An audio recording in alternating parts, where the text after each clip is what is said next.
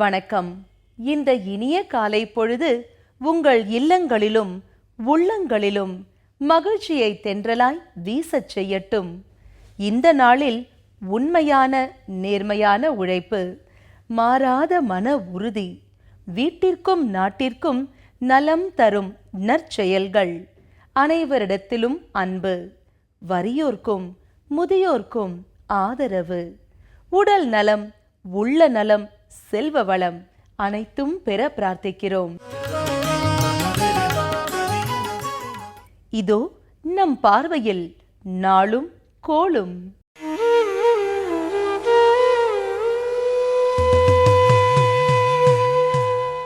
இரண்டு 3/2015 மார்ச் மாதம் 2ஆம் தேதி திங்கட்கிழமை, ஜெய வருடம் மாசி மாதம் 18ஆம் தேதி, ஜமாதுல் அவ்வல் 10ஆம் தேதி. பெருவயல் சுவாமி காலை விஷ்ணுவாசம், இரவு குதிரை வாகனத்தில் பவனி வரும் காட்சி. திருச்செந்தூர் சுவாமி வெள்ளை சப்பரத்தில் வெள்ளை சாற்றி புறப்பாடு. கோவை ஸ்ரீ கோணியம்மன் யானை வாகனத்தில் திருவீதி உலா. நல்ல நேரம் காலை 9:30 மணி முதல் 10:30 மணி வரை, மாலை 4:30 மணி முதல் 5:30 மணி வரை. ராகு காலம் 7:30 மணி முதல் 9 மணி வரை. குளிகை 1:30 மணி முதல் 3 மணி வரை. யமகண்டம் 10:30 மணி முதல் 12 மணி வரை. சந்திராஷ்டமம் மூலம். அடுத்து நாம் காணவிருப்பது நவகோள்களை போற்றி வணங்கும் துதிப்பாடல். எங்கள் குறைகளெல்லாம் தீர்க்கும் திங்களே போற்றி திருவருள் தருவாய். சந்திரா போற்றி, சத்குரு போற்றி, சங்கடம் தீர்ப்பாய் சதுரா போற்றி.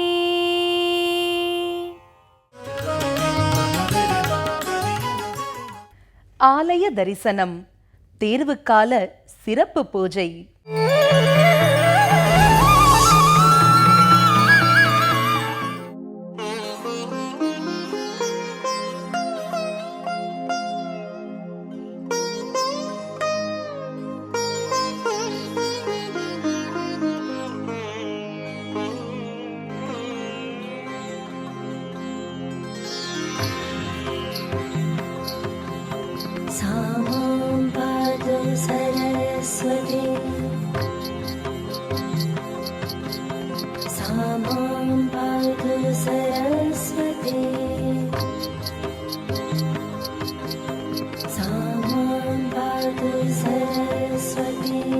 या कुन्देन्दु तुषारहार धवला, या शुभ्रवस्त्रान्विता, या वीणावरदण्डमण्डितकरा, या श्वेतपद्मासना.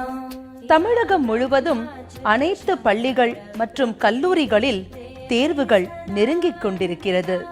குறிப்பாக 10ஆம் வகுப்பு மற்றும் 12ஆம் வகுப்பு மாணவர்களுக்கான எழுத்துத் தேர்வுகள் மார்ச் முதல் வாரத்தில் தொடங்குகின்றன. மாணவர்கள் தீவிரமாக தங்களை தயார் செய்து கொண்டிருக்கிறார்கள்.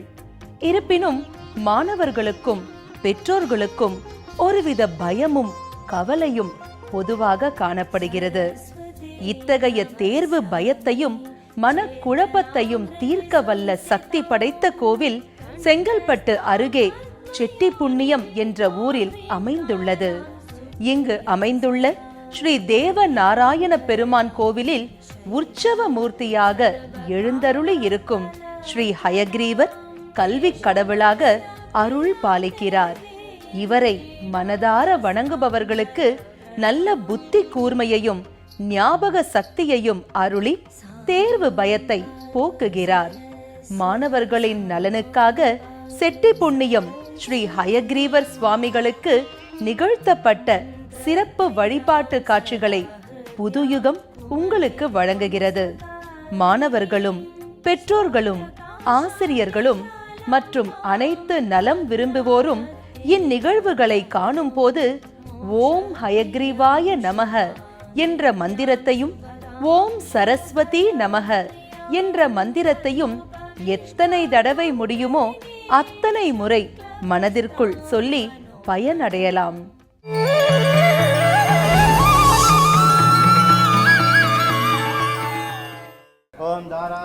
सुजमानशेषो सरत्सरिस्तो परिपूरिदेशोपोपगृह्णन् प्रतिपादेश्य गुणो दत्ताकं सुजलकं सुधन्वा तथोर्याय तमापस्तिवासि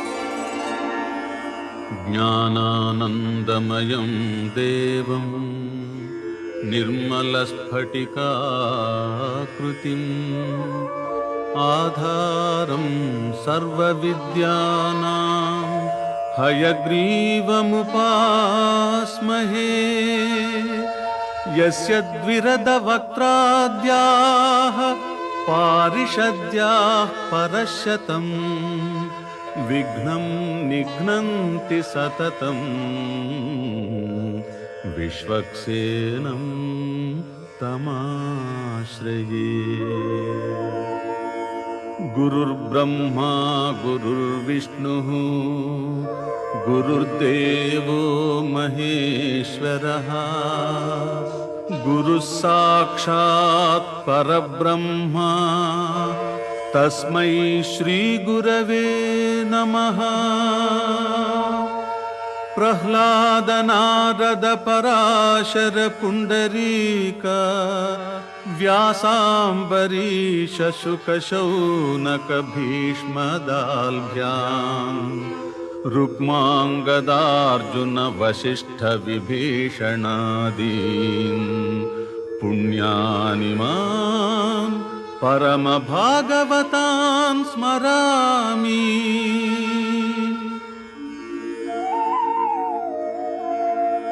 भूतं सरश्च महदाह्वय भट्टनाथ श्रीभक्तिसारकुलशेखर योगिवाहान् भक्ताङ्घ्रिरेणुपरकालयतीन्द्रमिश्रान् श्रीमत्पराङ्कुशमुनिं प्रणतोऽस्मि नित्यम्।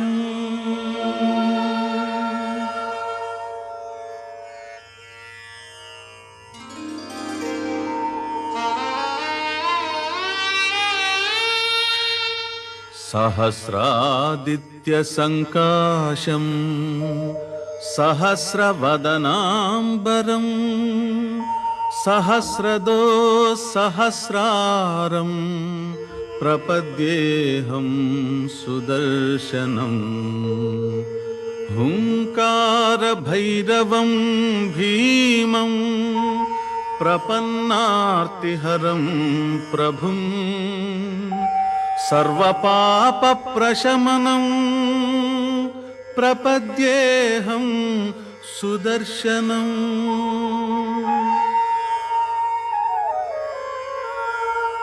त्वमेव माता च पिता त्वमेव त्वमेव बन्धुश्च सखा त्वमेव त्वमेव विद्या द्रविणं त्वमेव त्वमेव सर्वं मम देवदेव।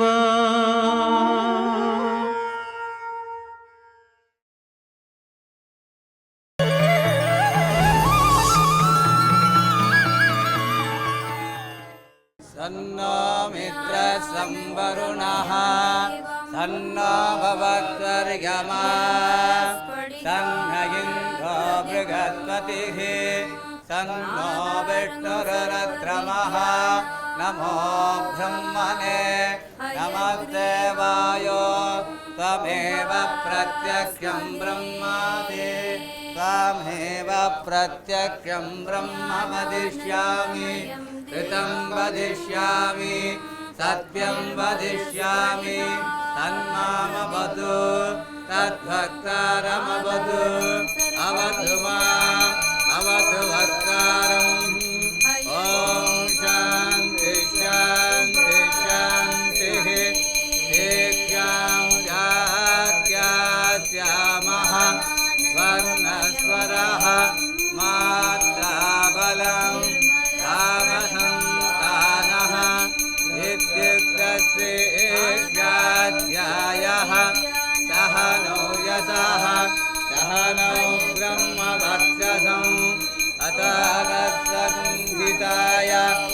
निषतं व्याख्यास्यामः जस्वधिकरणेषु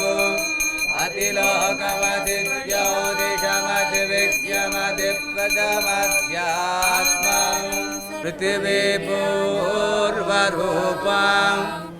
गौरोत्तररूपम् आकाशसन्धिः वायुसन्धानम् इत्यदि आदित्यवुत्तररूपम् पापसन्धिः वैद्युतसन्धानम् इत्यादि ज्योतिषम् अन्तेवास्युत्तररूपम् विद्यासन्धिः प्रवचनकं सन्धानम् इत्यादि कृत्यम् हतादिप्रजं माता पूर्वरूपं पितोत्तररूपं प्रवचनकं सन्धानम् अतराहनपूर्वरूपम् उत्तराहनुरुत्तररूपम् वाक्सन्धिरध्यात्मम् इति महासगुंहिताः यहेवमेधा महासगुंहिता सन्धीयते प्रजया पशुभिः ब्रह्मवत्ससेनान्नाद्येन सुवर्गेण लोकेन यच्छन्दसा या कुन्देन्दु तुषारहार धवला या शुभ्रवस्त्रावृता या वीणा वरदण्ड मण्डितकरा या श्वेत पद्मासना या ब्रह्माच्युत शङ्कर प्रभृतिभिर्देवैः सदा पूजिता सा मां पातु सरस्वती भगवती निःशेषजाड्यापहा दोर्भिर्युक्ता चतुर्भिः स्फटिकमणिमयीम् अक्षमालां ददाना हस्तेनैकेन पद्मं सितमपि च शुकं पुस्तकं चापरेण भासा कुन्देन्दु शङ्खस्फटिकमणिनिभा भासमाना समाना सा मे वाग्देवदेयं निवसतु वदने सर्वदा सुप्रसन्ना सुरासुरा सेवित पाद पंकजा करे विराजत् कमनीय पुस्तका विरिंचि पत्नी कमलासन स्थिता सरस्वती नृत्यतु वाचि मे सदा सरस्वती सरसिजके सरप्रभा तपस्विनी सित कमलासन प्रिया घनस्तनी कमल विलोल लोचना मनस्विनी भवतु वर प्रसादिनी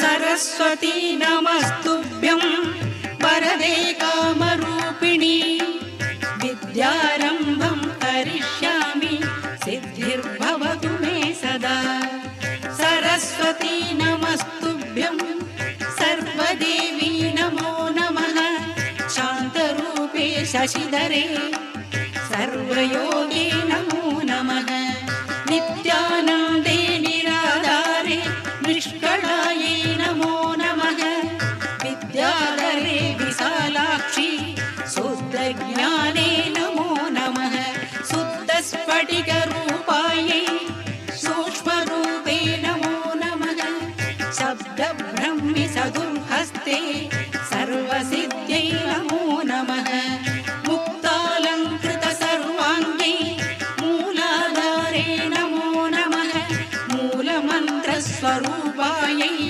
मूलहस्ते नमो नमः मनोन्मणि मगायोगे वागीश्वरी नमो नमः वाङ्मै वरदहस्तायै वरदायै नमो नमः वेदायै वेदरूपायै वेदान्तायै नमो नमः गुणदोष विवर्जिन्यै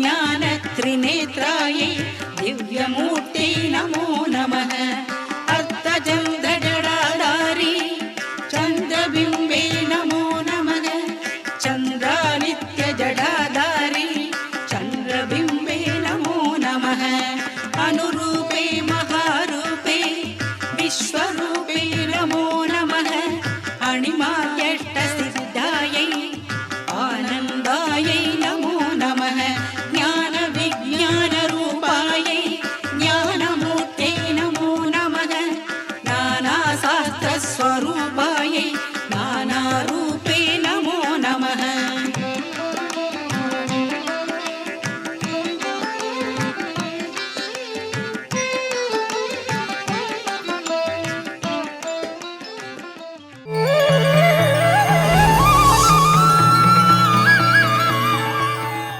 स्वाध्याय प्रवचने च नमश्च स्वाध्याय प्रवचने च नमश्च स्वाध्याय प्रवचने हारधवणा या शुभ्रवस्त्रावृता या वीणावरदण्डमण्डितकरा या श्वेतपद्मासना या ब्रह्माच्युतशङ्करप्रभृतिभिर्देवैः सदा पूजिता सा मां पातु सरस्वती भगवती निःशेषजाड्यापहा दोर्भिर्युक्ता चतुर्भिः स्फटिकमणिमयीम् अक्षमालां ददाना हस्तेनैकेन पद्मं सितमपि च शुकं पुस्तकं चापरेण भासा कुन्देन्दुशङ्खस्फटिकमणिनिभा भासमाना समाना सा मे वाग्देवदेयं निवसतु वदने सर्वदा सुप्रसन्ना सुरासुरा सेवित पादपङ्कजा करे विराजत्कमनीय पुस्तका विरिञ्चि पत्नी कमलासन स्थिता सरस्वती नृत्यतु वाचि मे सदा सरस्वती सरसिजके सरप्रभा तपस्विनी सित कमलासन प्रिया घनस्तनी कमल विलोल लोचना मनस्विनी भवतु वरप्रसादिनी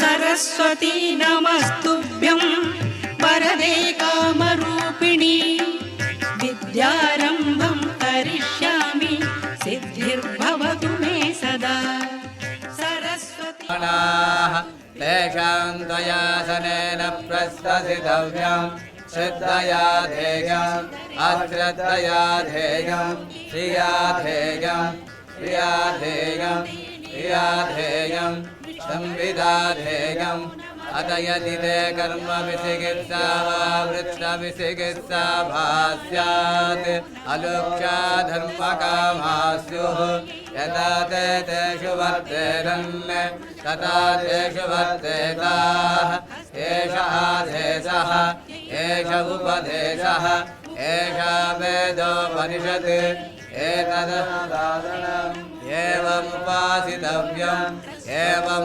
एवमुचेतदुपास्यम् तन्नो मित्रः संवरुणः तन्नो भवत्वर्यमा तन्न इन्द्रो बृहस्पतिः तन्नो विष्णुरुक्रमः नमो ब्रह्मणे नमस्ते वायो त्वमेव प्रत्यक्षं ब्रह्मासि त्वमेव प्रत्यक्षं ब्रह्मवादिशं ऋतमवादिशं सत्यमवादिशं तन्मामावीत् तद्भक्तारमावीत् आभीमा आवीद्भक्तारम् ॐ शान्ति शान्ति शान्तिः भवतु सहनो भुनक्तु सगवीर्यं करवावहै तेजस्विनामधीतमस्तु मा विद्विषावहैः ॐ शान्ति शान्ति शान्तिः विश्वं नारायणं देवमक्षरं परमं प्रभुं विश्वतः परमान्नित्यं विश्वं नारायणगं वरिं विश्वमेवेदं पुरुषस्तद्विश्वमुपजीवति पतिं विश्वस्यात्मेश्वरघं शाश्वतगं शिवमच्युतं नारायणपरं ब्रह्म दत्तं नारायणपरः नारायणपरो ज्योतिरात्मा नारायणपरः यच्च किञ्चित् जगत्सर्वं दृश्यते श्रूयते विवा अन्तर्भगित्यतः सर्वं व्याप्य नारायणस्थितः अनन्तमव्ययं कपिगुं समुद्रेऽन्तं विश्वसम्भवं पद्मकोशप्रतीकाचकं हृदयं चाप्यतोमुखं हृदयं तद्विजानीया विश्वस्यायतनं महत् सन्ततगं चिरा विश्वलं पत्याकोशसन्निभं तस्यान्ते शिशिरगं सूक्ष्मं तस्मिन् सर्वं प्रतिष्ठितं तस्य मध्ये महालक्ष्मीर्विश्वाद्यर्विश्वतोमुखः श्रोत्रभक्तृवचन्तिष्ठन्नाकारमचरकविः सन्तापयति सन्देकमापादतलमस्तकं तस्य मध्ये वह्निशिखा अनियोर्ध्वा विभक्तितः नीलतो यतमस्यद्या विद्युल्लेखमुपास्वराः निवारतूकवत्तन्वी भीतापात्यनुपमा तस्यास्तिकाया मध्ये परमात्मा विवस्थितः तब्रह्मसशिभस्येन्द्ररसोऽक्षरः परमस्वराट् पृथगं सत्यं परब्रह्मं पुरुषं कृष्णपिङ्गलम् उद्धरेतं विरूपाक्षं विश्वरूपाय वै नमः नामरिणीं सुवर्णरजतस्रजा चन्द्रां हिरण्मयीं लक्ष्मीं जातवेदो मावः तां महावघजातवेदो त्र्यम्बासुगमे कुले मातरं पद्ममालिनीं हिरण्यं प्रभूतं विन्दुधास्यो स्वान् विन्देयं पुरुषानगम् पद्मप्रिये पद्मनि पद्महस्ते पद्मालगे पद्मलायताक्षी विश्वप्रिये विष्णुमनोनुकूले तत्त्वादभत्सं मयि सन्निधत्स्व तन्नो लक्ष्मी प्रचोदयात् ॐ महादेव्यै च विद्महे विष्णुवत्यै च धीमहि तन्नो लक्ष्मी प्रचोदयात्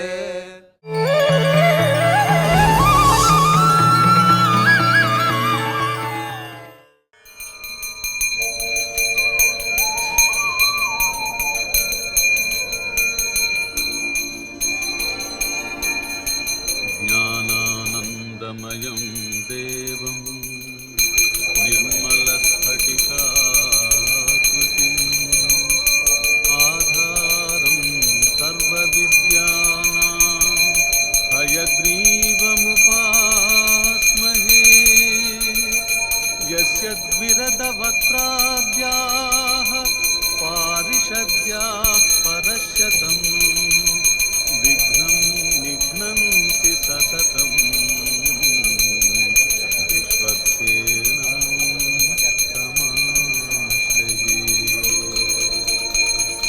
गुरुर्ब्रह्मा गुरुर्विष्णुः गुरुर्देवो महेश्वरः गुरुः साक्षात् परब्रह्म तस्मै श्रीगुरवे नमः।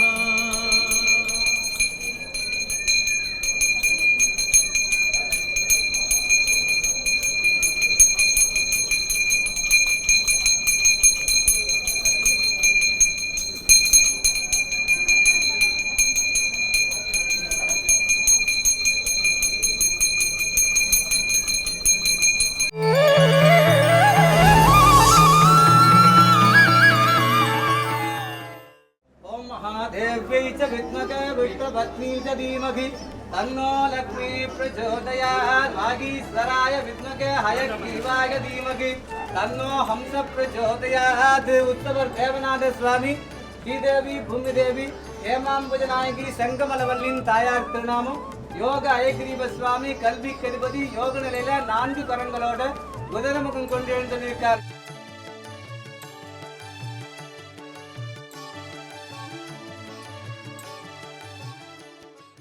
செட்டி புண்ணியம் அருள்மிகு ஸ்ரீ ஹயக்ரீவரை தரிசித்து மகிழ்ந்தீர்களா?